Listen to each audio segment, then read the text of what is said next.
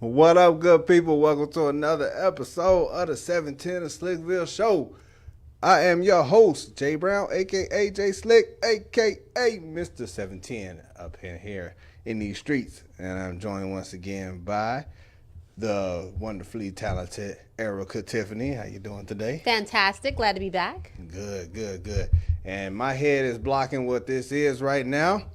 Part 2.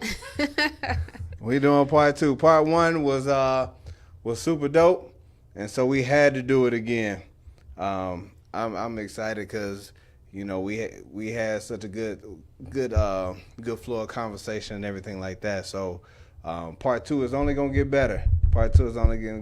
And I normally don't let people in on what we're gonna talk about before I have them on the show, but I gave her a little clue so she's not too surprised by some of the conversations where this is gonna go. But like I said, guys, you know how this goes. This is an interactive show, so like, share, comment, call in. The phone number is 470-251-4343. It's right over there. I'm getting better at this. 470-251-4343. On this rundown today, we gonna have part 2 of the raising kids in the age of information and injustice conversation. We also gonna do since last week, because a lot of stuff happened since last week, and we didn't get a chance to do that last week. And then we also gonna talk about my first time. It might be what you think. Then again, it might not be what you think. But who knows? The conversation just goes there from time to time. But before we get into the part 2 of the conversation, since last week, Tiger Woods won. That's pretty dope. He almost looked like he was about to cry. And I'm proud of that guy because he went through a whole lot of adversity to get back to where he was. He did. People still not gonna be happy because he was out here getting his adultery on with a whole bunch of women. But those people just mad. Everybody mad. Hey, shout out to everybody that's in the chat room right now. That's what I'm talking about. I was 13. What up, Bob with the leggings? If you hadn't shared this feed, go ahead and share this feed. Go ahead and do that for your boy right now. If you don't do it, I just assume that you're a hater. But also last week, Cat Williams, Kevin Hart, Tiffany Haddish still doing their thing. The saga continues. Yes. I don't know whose side I'm on. I almost wish I can't. I wanted to hurry up and be over with because, you hate to see folks beefing like that, and it's usually over something silly. Yeah, you don't want people to drag your friend's name through the dirt and everything like that. But, I mean, Kev kind of went real strong on that man. He did, but she handled it well. Yeah, she did. But she did get a little shot in. With what? On Kat talking about, hey, did I sleep with your man or something? Oh, yeah. She did slide that on in there. And so, I mean, I get it. I mean, you had to go ahead and get yourself one in. Get yourself one back on that. What up? Also, since last week, an Indiana woman got in trouble. She's a school bus driver, and she was letting the kids drive the school bus. I saw that. She was letting the kids drive the school bus. So let me ask you this. If there was a situation in which one of your kids came back and said, hey, Mom, guess what I did today? I drove the school bus. I'm going up to the school. It's over. I'm raising hell. A school bus where you have to have a special license? A whole school bus. I mean, that's insanity. It's insanity. These kids are what, like 11 and 12? Yeah. So at 11 and 12, I was probably in the sixth grade. I saw the video. She let like 3 or 4 of them ride. She was lit too. They got it. She got it. She got it. And I'm like, yo, you cannot do that. No, and then she's like, don't tell the parents. Don't tell anybody. All while the kids are recording. Look, I would have been like, let me off this bus. Somebody please let me off this bus. Because you cannot feel safe letting your friends. There is not a friend that I could think of back when I was 11 and 12 that I would be comfortable with driving anything. Let alone a school bus. I wouldn't even want to be on the bike with them, let alone on a whole school bus. Right. Like we're not doing that one at all. And yeah, outside of that, you know, the Arizona congressman that had, I think he got like 6 siblings, that made a whole commercial about voting against him. Like how bad of a brother do you have to be to have all your siblings say, no, we ain't voting for him. This person is not good for it at all. So I don't know what side he's on. I just heard that he got 6 siblings that's voting against him and that made a whole commercial. But if he that bad, yeah, I wouldn't want him to be voted in either. Let me put it to you like that. All right. And so we're going to get into this parenting thing. I meant to ask you, what type of kid were you growing up? Were you a nerd? Were you bad? Or you? I was a good kid. I mean, I was a nerd. You know, I was student body president of the German club. You know, I was a kid that I was cool enough to maybe sit at the lunch table, but really because you just wanted to borrow my homework for next period. You know what I mean? So I wasn't into sports, but everybody knew I was smart enough to get the answers. Oh. Okay. But not quite smart enough to get to the cool kids party. Not the cool kids party. Nah, wasn't quite there. I get all invited to the cool kids party now.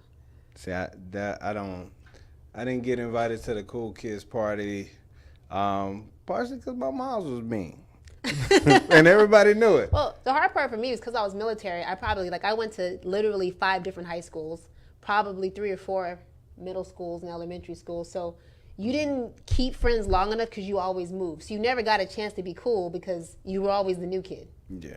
Oh. So you know how it is. Making friends is. I know about moving and being a new kid. Real quick from the chat room, my uncle taught my younger cousins to drive an 18-wheeler as soon as they were tall enough. I can't even see the rest of that, but let me see. You probably can see it. You can't see it on yours either. Mm-mm. It's okay. But yeah, I've my gosh, yeah, an 18-wheeler. I wonder if they had a trailer on the back, or if it was just a. How long ago was that? How old is he? Because back in the day, they didn't have seat belts, kids. Hey, that's what I'm talking about. Shout out to everybody over here in this Instagram chat room. Shout out to everybody in the Facebook chat room. Like I said, guys, if you haven't shared this feed, go ahead and share this feed.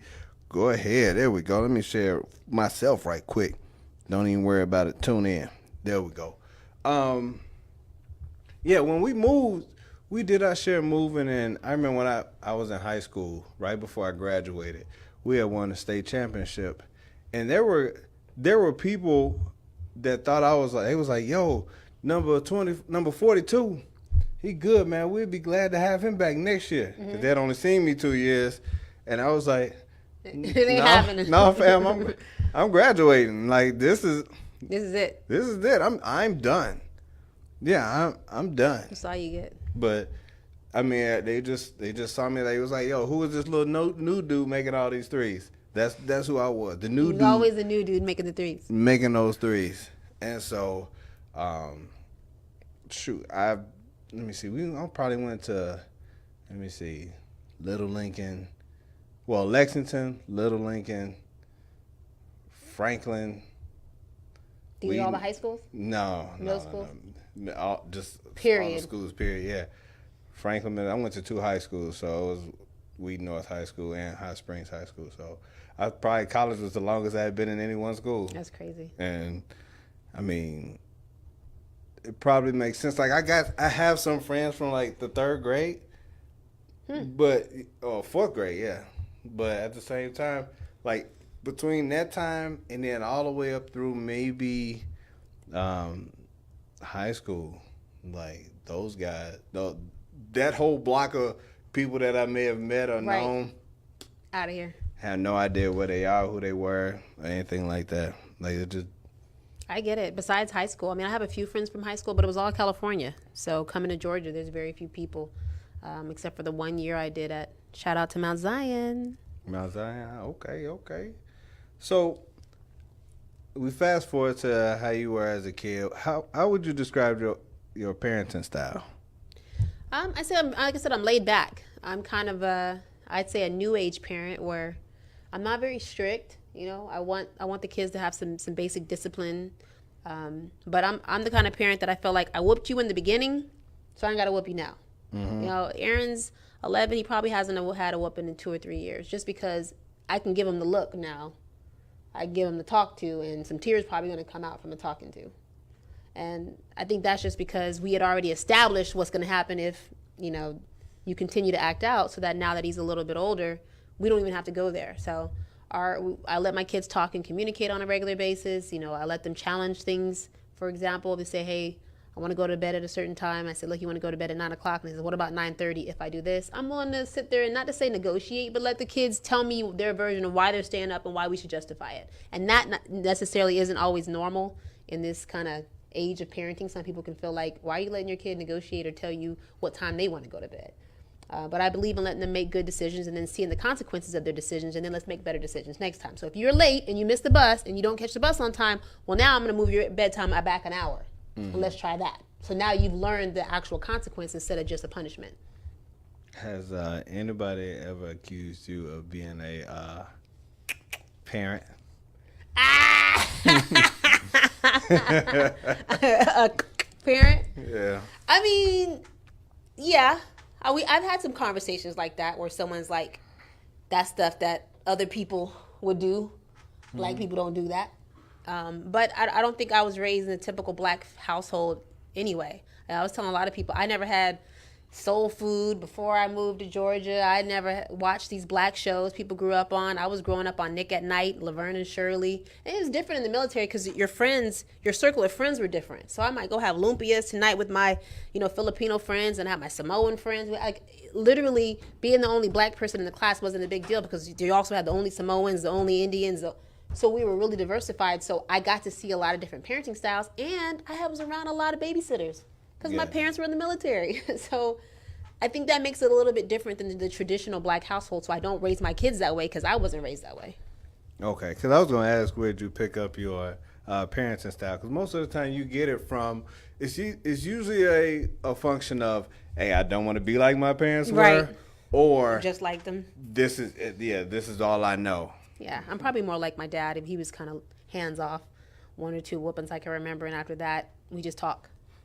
Gotcha. Okay, so that makes sense. That makes sense. So, how much stuff do you feel like you let them get away with, as opposed to stuff that you probably wouldn't have got away with as a child? I think they get away with a lot, in a sense that, well, one, I'm home, so I see a lot more than my dad would have seen. But at the same time, I have a sensitive part to say. It's not really a big deal. Okay. You know what I mean? I'm just kind of like, it's not a really big, just don't lie to me. My biggest thing with the kids is do not lie to me. If you don't lie to me, we could pretty much get through most of the stuff. They're not, I remember one time Aaron got in a fight at school, and then he came home. He got mad. The boys were talking about him at school. He talked about this boy's hairline. So the boy started getting mad. And the boy was older than him. The boy had a LeBron? The boy had a toe-up hairline. So Aaron said somebody's hairline. All the other kids started laughing. But this boy's in 8th grade. Aaron's in 5th grade. So the boy took the basketball and threw it at Aaron. Bopped him in the head. Now he really embarrassed. So Aaron comes home, grabs the freaking watermelon knife, and goes back outside and is like coming up to the boy. Now everybody's freaking out like, oh my God, this little 5th grader got a knife. So then they start taping it on their phone. So now they taping him with the knife, with the phone coming at the boy. Now he ain't like trying to stab him, but he's just out there with it, holding it like this, looking crazy. Right? That's a 2018 thing to do. And so they're all running like, oh my God, what's going on? The 8-year-olds got back on his bike, right? The 8-year-old got back on, the 8th grader got back on his bike like, I'm getting out of here. This boy's crazy. Not really scared, but right. So as soon as I get home, there's 3 or 4 little kids knocking at my door.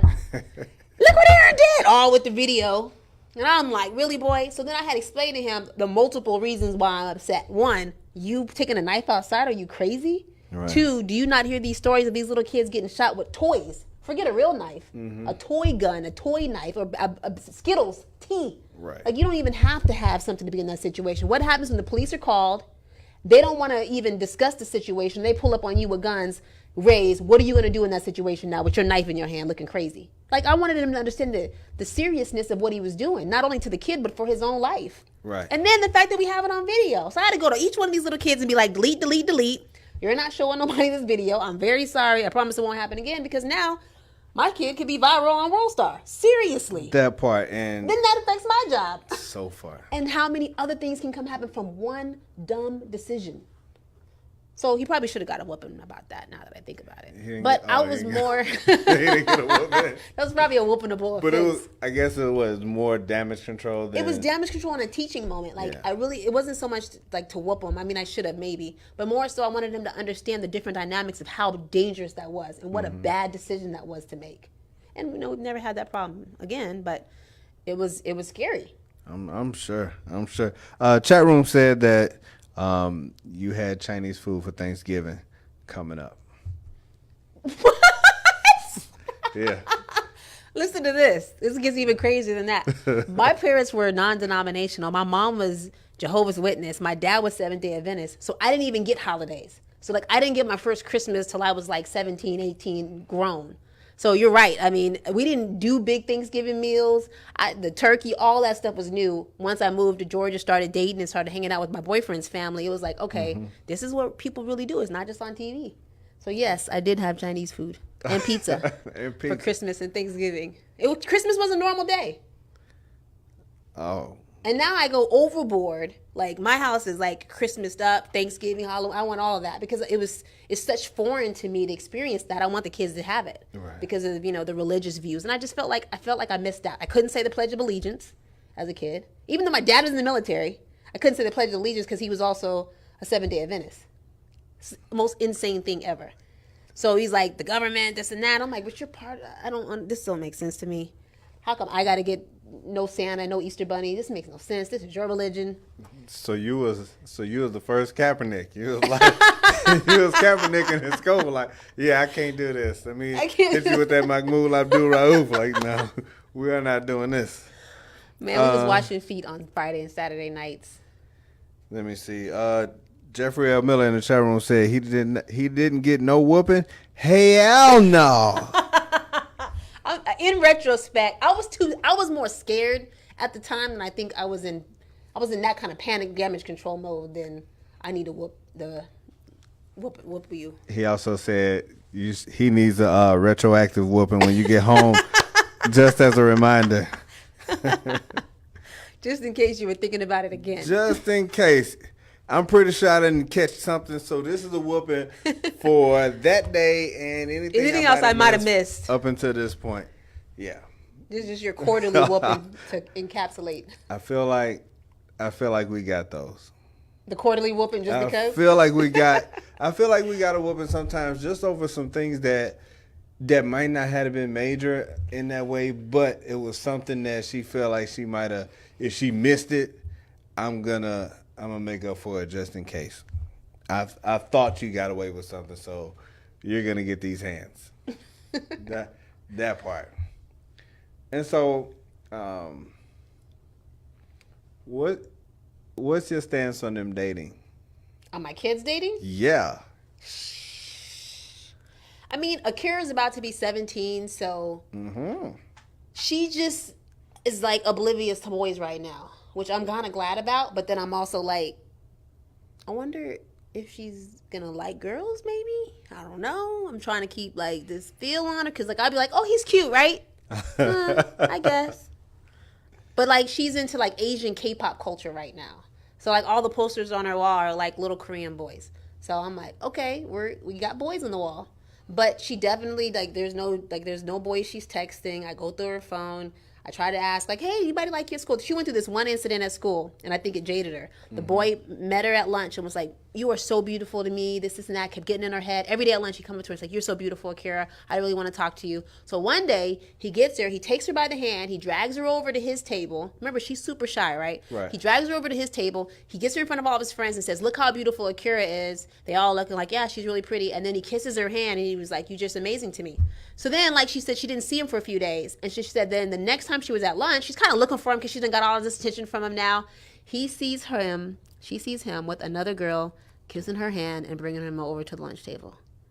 And she was like, Mom, I realize he just does that to everybody, and he just likes the attention, and I'm over it. And so then, like, I think her little feelings got hurt. But it's part of the game, you know? You got to learn that.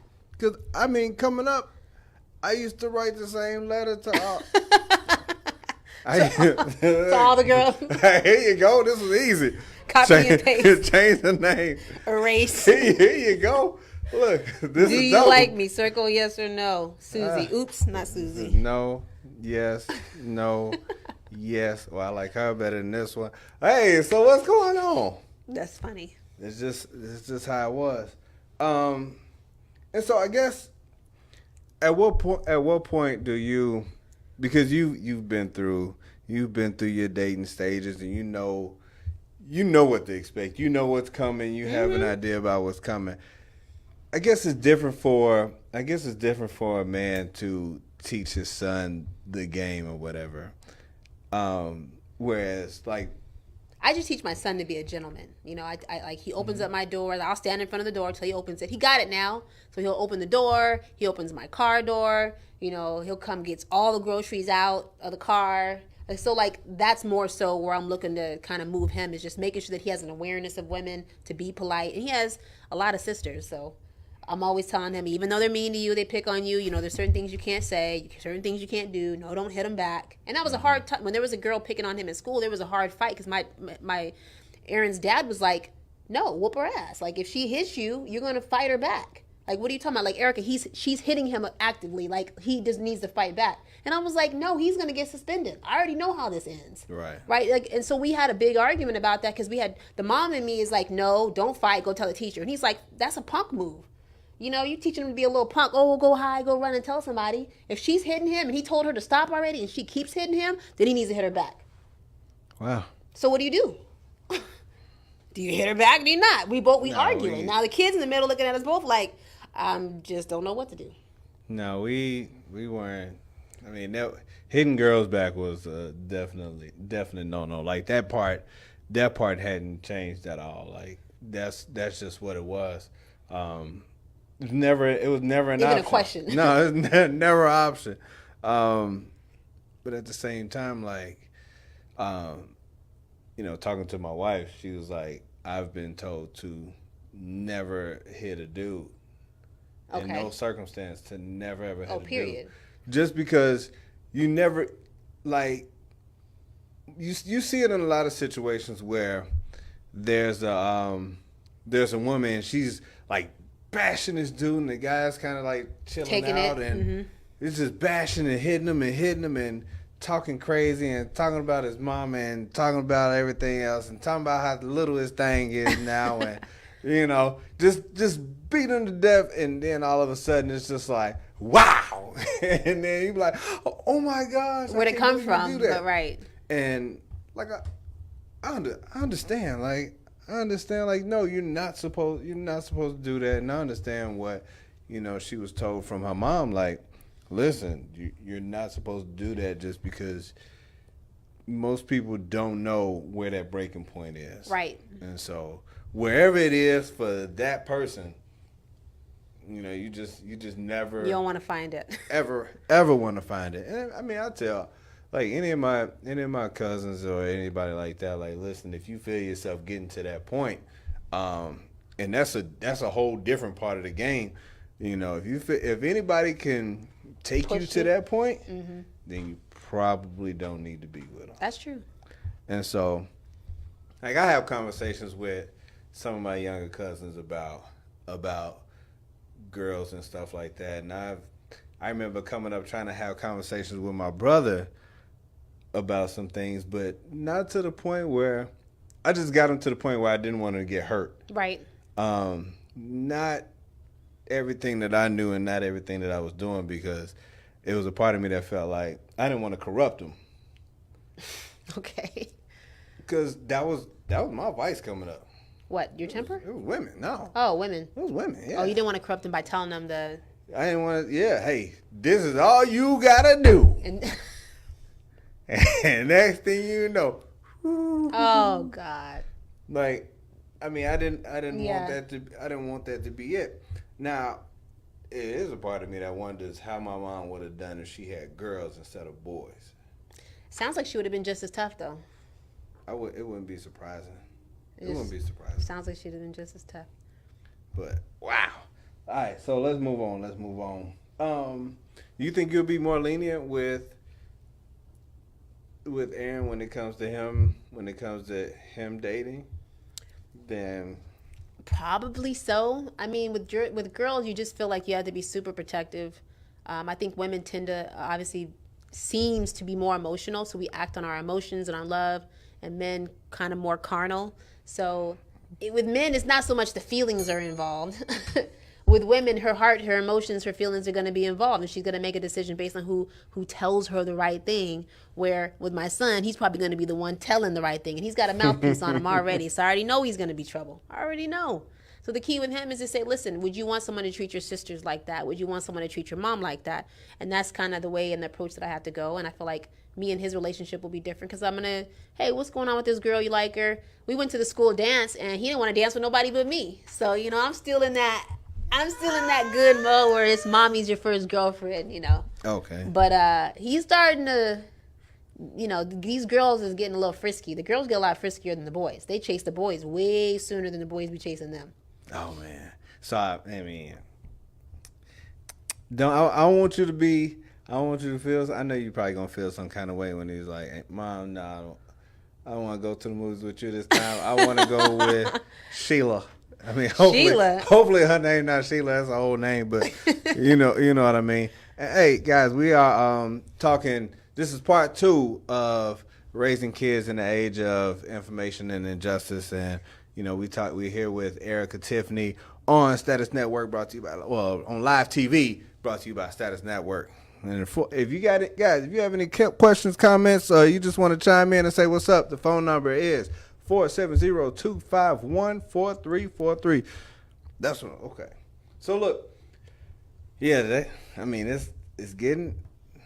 I've heard that of course they're developing a little earlier, getting a little bit more aggressive, and part of that might just be the location, because. Well, I think too we were trying to talk about it last week that not only are the kids a little bit faster, but information spreads a lot faster now with social media. So if 2 people got caught kissing under the bleachers or caught making out or doing something, it might take a good week before the whole school really knows about it. Everybody kind of talking. Now these kids are taking videos and sending it airdrop through the whole school, and something's passed along. There's a text message or a group chat. Everybody knows everything really quickly. So things develop at such a hyper speed, and kids are peer pressured at such a high speed that they can all get invited to a party in the drop. I remember we got invited to a party. It was word of mouth. Word of mouth. You had to tell somebody, where's it going to be at? You might have had a flyer. Remember the flyers? Mm-hmm. Ain't no flyer parties no more. None of those. And even back then, like the only thing that spread real fast was the word of a fight. Yeah. Fights got around the school real fast, but it wasn't about like, you passed your note, and that's what it was. But did nobody see you pass the note? Did nobody know about the note? Not no more. Now it's a text message that got screenshot and put into a group chat, so everybody knows such and such asked out such and such, and now they go together. And I said no. Right. I said or no. who playing who? Because ain't she supposed to be going out with such and such? Like now it's all kind of drama. Mm-hmm. So what do you think the conversation will be the first time when Aaron says, "Hey, I want to go out with X, Sheila"? Well. First of all, it'll be, hopefully, he'll tell me about it and we will go together, and I can take him to a movie and it can be a PG-13 And I think like as long as it's a controlled environment, I don't mind the kids going out and hanging out a movie. Because in the beginning, as long as what I think it is, it's supposed to be innocent. You're just going out to a movie. You want to go hang out, you know, and as long as you're facilitating that in a safe environment, I think you're good. When the kids start wanting to hide stuff, so now he's lying, telling me he's going out with Bobby, but he's really going to meet Sheila. And now they talking about doing something after the movie and pretending like the movie was late. Like now you start getting yourself in trouble. Yeah, so I'm thinking about like 14. Okay. 13, 14. Couple more years. Mm-hmm. Yeah. And you may chaperone it. You may still be chaperoning at 14, at this point. Yeah. But then again, it's like, hey, can you drop us off at the mall? Or that ain't happening? You know, I wish I could say there was a specific time or a date, but I think it's emotional maturity. How mature is your kid? I mean, when you say what age can you leave your kid home alone? Some people leave their kids home alone at 7 or 8. Mm-hmm. Some of them don't leave their kids home till they're 15, 16. I think every kid is different, and you got to know your kid well enough. I let my kid cook at 10. He cooks full meals on the stove and in the oven. Not everybody's doing that, right? So I think it's the emotional maturity of the kid to say, do I trust you? Can you make good decisions? Right. Have you made good decisions in the past? And then you base it on that. And if he's making good decisions, you know, maybe I'll be a little more lenient. Okay. My daughter's old enough now. She asked to Uber. She'll Uber to like Marietta Square and go hang out with her girlfriends for a couple hours and Uber back. I let her go. I don't chaperone, and she comes back. I watch the Uber when she leaves. I watch the Uber when she comes back, and I trust her. No detours. No stops and pickups. We don't. No, she can't stop and get no. I got Find My Friends on her phone, so I can see where she's at. That's what I'm talking about. See, that's one thing that you had back our then. parents didn't have. No. Like, shoot, if we wasn't near a payphone, then we wasn't getting. There wasn't no calls. Not at all. Made. And shoot, if they called home and the phone was off the hook, then it's just what it was. It was what it was. Straight busy signal. All right, so we right on time. Right on time. So sex. Whoa. It just jumped right on into it. No, Sean. What is that? Hey, if you just try to call back. My bad. No, I didn't see that thing. I'm gonna turn this ring up just a little bit. Okay, there we go. Sorry about whoever tried to call. Go ahead and try to call back. 470-251-4343. Oh. My bad, Pops. No, I didn't see that. I wasn't trying to ignore your call. No, I'm just playing. I'm just kidding. Yeah, so what do you think that talk would be like? Oh God. Well, me and my daughter have kind of sort of had the talk, but it's very uncomfortable talk, especially with the girls. It's like, Mom, do I really, like, what are we doing? This is crazy. And more so now when we talk about it in the sense of what other kids are doing and how she thinks it's just doing too much. Mm-hmm. Or there's a girl that's pregnant at her school, or like, so we're having the conversation kind of inadvertently. Aaron is a little bit different. We haven't had the talk, but there's been some situations where I'm like, okay, I have to kind of get into some things. And it's just, I'm leaving that to his dad. Honestly, I'm just going to leave that whole conversation to his dad. Obviously, with girls, once they hit puberty, there's conversations you just have to have because, you know, you're going to have it. I mean, the vaccinations, they wanted to give her a vaccination for HPV. And me and her dad's wife got into an argument because the dad's wife was telling her, like, you need to get this HPV vaccination. And why isn't your mom letting you get it? And I'm like, first of all, it's for HPV is a STD, which means it's sexually transmitted, which means she's not having sex. So I'm not about to stick her with needles. I'm against vaccinations and all that stuff anyway. So unless it's mandatory to get in school, I don't want you to have nothing. I don't even get a flu shot. So when they were talking about putting this extra shot that they just approved 2 years ago, I was like, no. So the wife was telling and the wife is not like me. So, right? So the wife has a totally different viewpoint on that stuff. So she's scaring Akira to the point that Akira called me from school like, can I go get the shot today? I was like, go get what shot? She's like, remember that HPV shot you didn't let me get last year? I've just been researching and I don't want to get cancer. Are you kidding me? You gonna get cancer like right now? Like, so I asked her, are you having sex? No. So then how are you going to get cancer from a sexually transmitted disease that you have to get from having sex? I don't know. Well, that's why me and you don't need to be having this conversation and tell your stepmom to back up. And me and her got into like a big fight. And me And her dad, because her dad was like, that's her stepmom. They can have any conversation they want. No, the hell they can't. Not with my daughter, they can't. It'd be different if I wasn't in her life. She lives with me 5 days out the week, and I'm with y'all on the weekends, right? So every other weekend, y'all see her 4 days out the week. So for 4 days out the month. Don't step in and try to tell me what to do with my kid. That's a problem. And with co-parenting, it's a hard thing when you're dealing with step and, you know. Oh, yeah. 710 of Slickville, what's going on? Nothing happening. How you doing? I'm doing good. How about yourself? Doing good.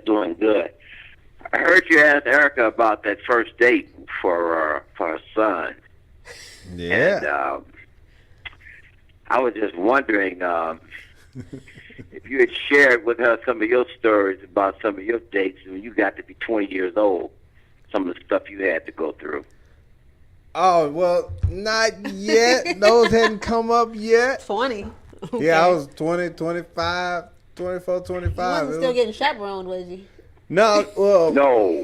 I was getting chaperoned on my hip. That was, you know, my phone was buzzing. Yeah, like, hey, call me when you get there. What, at 20-something? Yeah, call me when you get to her house. Or call me when you get. Wow. Like, I was going from Hot Springs to Little Rock and going on a date. She wanted me to call her when, I don't know, when I either picked up the girl or got to the movies. But I was like, man, that is truly a buzzkill. Because at that point, like, the girl's right there. I've done so much between the time I left for school and then the time. And so it was just like, I would forget. And, I mean, because. Yeah, it's a lot going on, right? Hey, Erikka, this is the part I wanted to share with you. This was at age 20. He's a sophomore. He's a sophomore down at Arkansas State. I happened to be at the house. He asked his mom if he could go out to the movies that night, take this little girl to the movies. And she said, sure, call her. He called a little girl, get on the phone. Hey, Sheila, my mama want to talk to you. And so she gets on the phone with the little girl. This is his mom. And she's always talking about his mom. Some of the things she did that kind of like questionable in some of our minds. But she would get Sheila on the phone. Hey, Sheila, I understand you want to go to the show with Jason tonight. Yeah, Miss Brown, I do. Well, is your mama home? She said, yeah, well, put her on the phone. Mm-hmm. And so Sheila puts her mom on the phone and says, yeah, this is Miss Brown. I understand your daughter want to go to the show with Jason.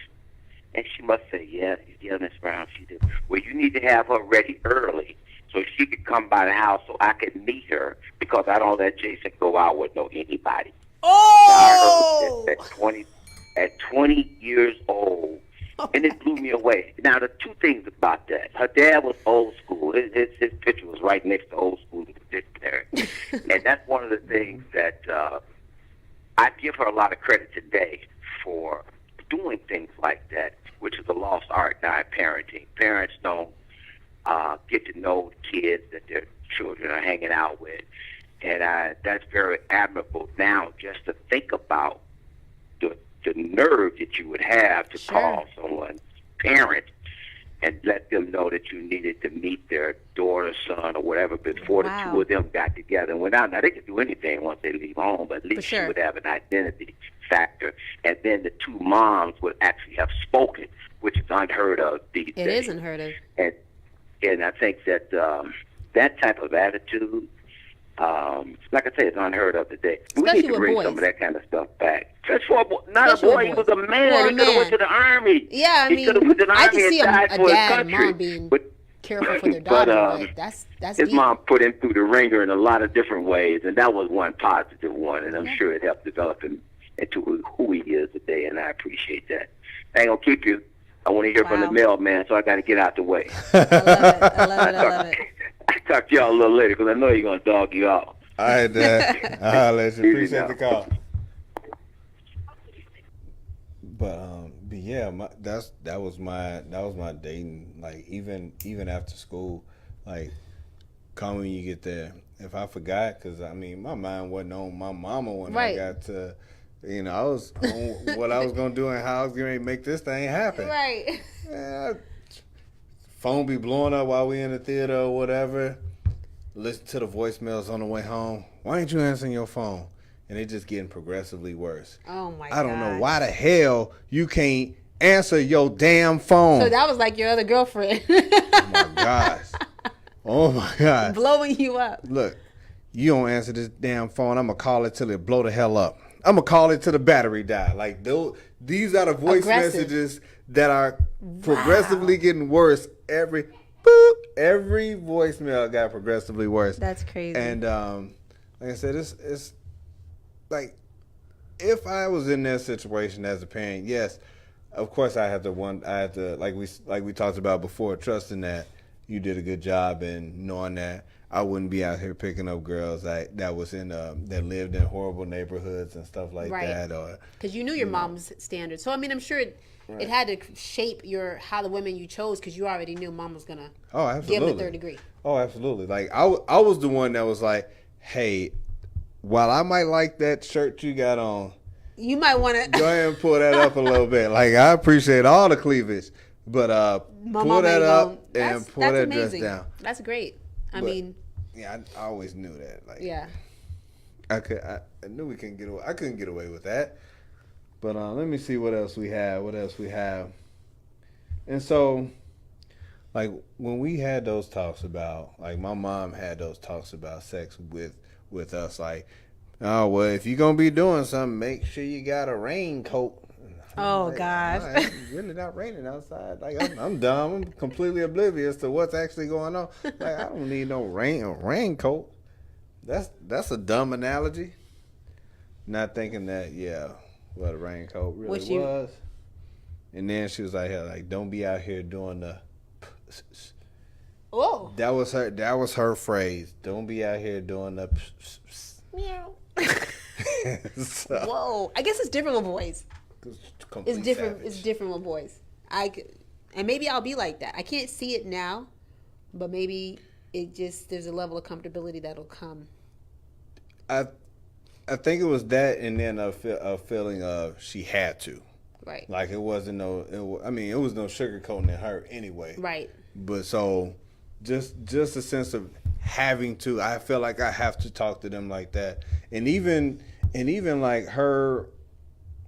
Anybody that talks to her tell you like she is straight from the hip. Just whatever it is she's saying, it's not going to be. It's not going to be any sugarcoating. No, none of that. No beating around the bush. If she want to say it, she gonna say it, and it's however the first way it comes out of mind. Not no filter, zero filter, complete savage. Wow. Complete savage. But look, dang, we got 10 minutes left. I did want to get to this segment called My First Time. And before we get to that segment, this segment is brought to you by Beyond Clean Cleaning Services, your first and last stop for all your corporate cleaning needs. Have you ever been in a not-so-clean office building, been in a funky office bathroom that smelled like a truck stop, or even got to your desk and the trash from last night was still there? If you answer yes to any of those questions, you need to call Beyond Clean Cleaning Services at 708-829-4102. Beyond Clean Cleaning Services have been taking care of corporate cleaning needs in the Chicagoland, Indiana area for almost 10 years. Superior service is their product, and your building is not clean unless it's beyond clean. There we go. So, my first time. It's not 100% what you think it's going to be. It's just my first time of random things that's happened in your life. Okay. I'm ready. And so some of it is, like I said, it's just random. It's stuff that came to my mind, and you can ask some if you want. But your first time disciplining the kids, what was that for?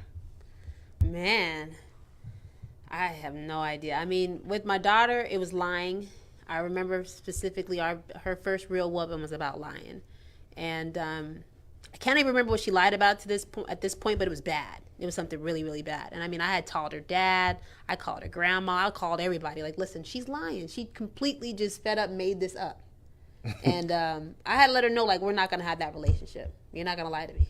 Now, did that whooping hurt you more than it hurt them? Absolutely. Because it was, it was my baby girl. Really? Absolutely. I wanted to cry. I was sad. I was like, dang, we got to this point. Because she might have been 8, maybe 7 or 8 before she got a whooping. I mean, you might have got like a couple taps as a toddler. Like, but like a whooping, like, get the belt. You're going to be naked, and I'm about to tear that butt up. And I was really like, dang, we got to this point. But honestly, after that, maybe 3 other times. And she's probably never been whooped again since then. You always assume that was a lie. That was this is gonna hurt me more than this is gonna hurt you. Emotionally, like, you know, it's bad when you just want to hug them after. You just like, just come here. We both gonna like hug it out. Never like, got that sense. No. No. Well, you just like, I feel bad. Like, we're gonna talk about it. Like, I always want to talk after the whooping because there's no anger anymore. Like, I'm not angry with you, but I want to talk to you, let you know it's okay, and I want you to understand why, and I want you to understand why this is not okay. Oh my gosh, yeah, never. Totally different. Never felt that afterwards. So your first time driving.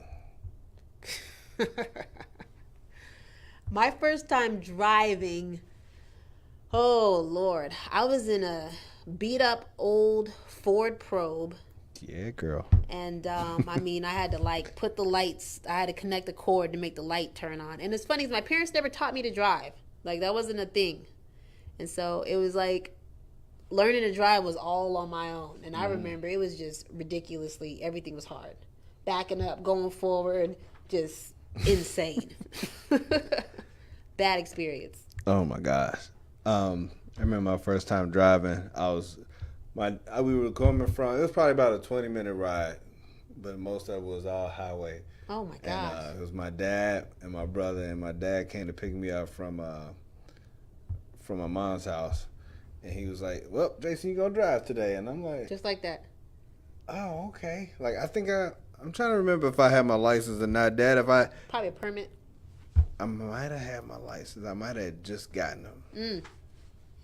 But I'm talking about, I was riding, not squeezing the steering wheel so hard. Absolutely. And I was just driving. I was holding that steering wheel. I'm talking about, and my brother didn't make it no better because he's like, Jason, he still had a real high pitched voice at that time.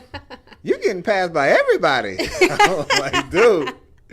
Like, I think when we finally got to my grandmother's house. Your knuckles are white. I'm talking about real. I still had the permit.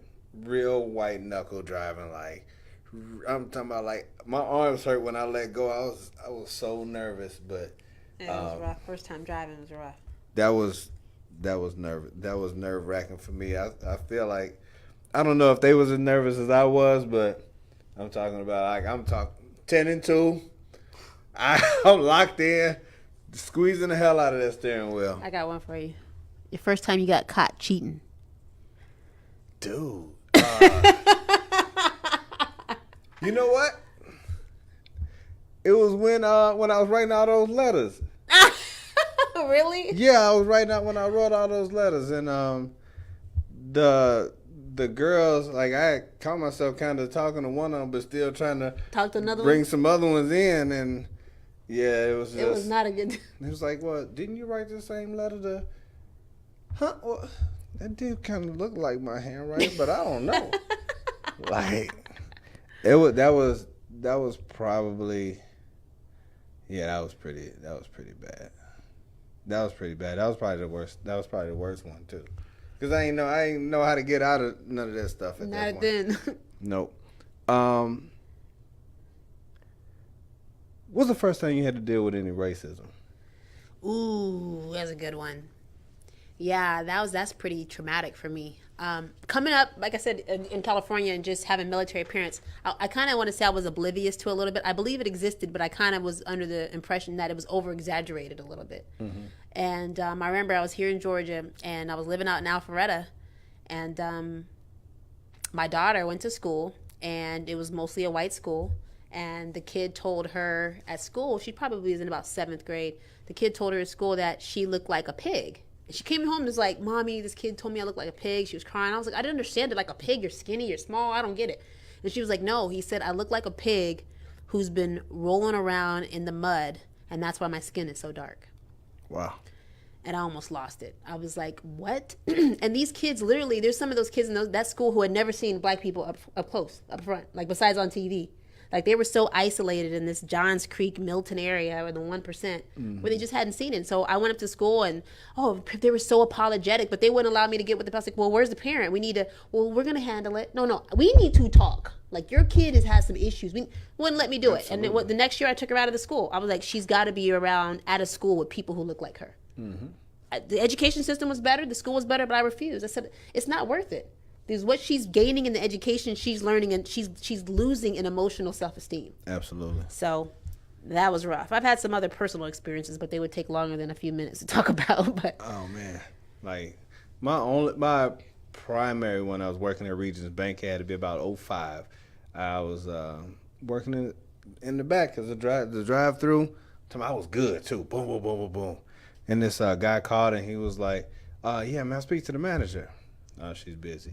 "Oh, can I speak to the assistant manager?" "Oh, no, she has a customer as well." He was like, "Well, who am I talking to?" I was like, "This is Jason." He's like, "Oh, you're that friendly colored fella that works in the back." Colored fella. Colored fella. Wow. And I had to take the phone away from my head because I was just like, did this really happen?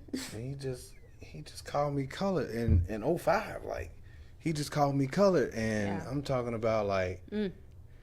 I almost did not want to go to lunch. I'm getting a little amped right now, but I almost didn't want to go to lunch just because I was so taken aback by like this dude calling me colored. Now, he was like, "Yeah, you're the friendly colored guy," but at the same time, I'm like, "Damn, dude." Straight up, just. I'm not eating today. They was like, "Yeah, you need to go to lunch. Go ahead and go to lunch. It's your time." The time that I went to lunch is when he came in and left, and I was just like, I need to see who this is that was talking about colored, who's still using colored in 2005. The hell's wrong with you? Okay. Look, so I got 2 minutes. So when's the first time that you passed some gas in front of your mate? I would say, whoa. It's usually, the first time is usually an accident. You were laughing like that? Well, this is how I do it, and this is how I always get in trouble. It's because I try to pretend like it didn't happen. So I might try to make some other noise. It'd be like, bloop. Be like, ooh. And then they be like, did you just? And then you start laughing because now it's funny. Yeah. And then you be like, baby, I don't know what happened. Try to be cute with it. I'm sorry, I don't know my stomach. It was the chili we had. Oh my gosh, that is. But once you cross that threshold. Yeah, ain't no going it's back. over. Yeah. I'm like, don't play. After the first time, like, after the first time, you might as well. Like, it's just like, hey, as long as you're not blasting them out all the time. Like, right. Like, you're not on them. Oh, no. I have to tell mine, like, hey. There's some times when it's still inopportune. He's like, my bad for ruining the moment, but you pushed on my stomach too hard. He's in here too. Uh-oh. There we go. That's hilarious. That's hilarious. Look, man, that time once again went by fast. We had a couple more, but we'll probably get to those another day. But look, hey, if you all going to be in town September 30th, that's a Sunday between 3 o'clock and 7 p.m., join us for our Status Network Launch Party and Empowerment Concert. There's still vendor space available, and we have multiple TV and radio stations that's going to be out there. We got giveaways. We got free food. Like I said, free food. It is free entry. So we got live performances, bounce houses for the kids. The address 777 Cleveland Avenue, Atlanta, Georgia. Come on out. If you have any questions, you want to contribute, or you got anything you want to ask, go ahead and call 770-299-3899. I want to thank everybody for tuning in tonight. We will be back next week. That'll be the October 1st. And we got a good show planned for you that day as well. But until next time, we're gonna holler at you. Take it easy. Peace in these streets.